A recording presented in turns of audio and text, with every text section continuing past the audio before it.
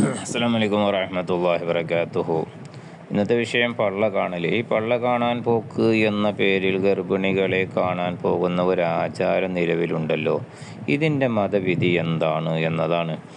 ഇത് തെറ്റാണ് എന്ന് പറയാൻ പറ്റില്ല. ഗർഭസമയത്ത് വലിയ ക്ഷീണവും അസ്വസ്ഥതയും അനുഭവപ്പെടും. മാതാപിതാക്കളെ സംബന്ധിച്ച് മനുഷ്യനോട് നാം വസിയ്യത്ത് ചെയ്തിട്ടുണ്ട്.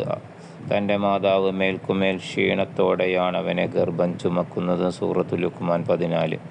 മറ്റിടത്ത് അല്ലാഹു പറയുന്നു, മനുഷ്യനോട് അവൻ്റെ മാതാപിതാക്കൾക്ക് നന്മ ചെയ്യണമെന്ന് നാം വസിയ്യത്ത് ചെയ്തിട്ടുണ്ട്.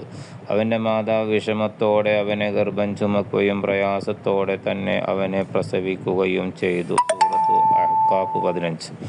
ഗർഭം ചുമക്കുമ്പോഴുണ്ടാകുന്ന ക്ഷീണത്തിനും വിഷമത്തിനും അവരെ സന്ദർശിച്ച് അവർക്ക് ആശ്വാസവും സുരക്ഷാബോധവും സന്തോഷവും പ്രദാനം ചെയ്യൽ പുണ്യമുള്ളതാണ്.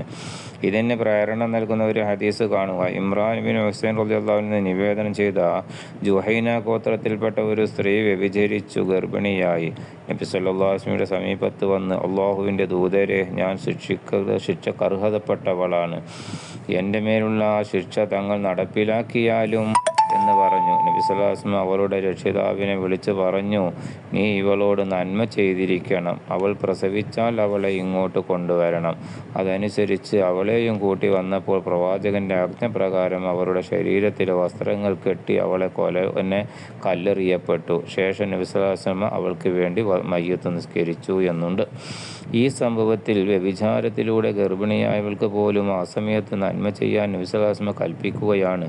അപ്പോൾ അനുവദനീയമായ മാർഗത്തിലൂടെയുള്ള ഗർഭിണികളെ ആശ്വസിപ്പിക്കുന്ന ഈ കാഴ്ച തീർത്തും പുണ്യം ലഭിക്കുന്നത് തന്നെ. മധുരപലഹാരവും മറ്റും വിഭവങ്ങളും കൂടിയാകുമ്പോൾ പാരിതോഷികത്തിൻ്റെ സുന്നത്തും ലഭിക്കുന്നു.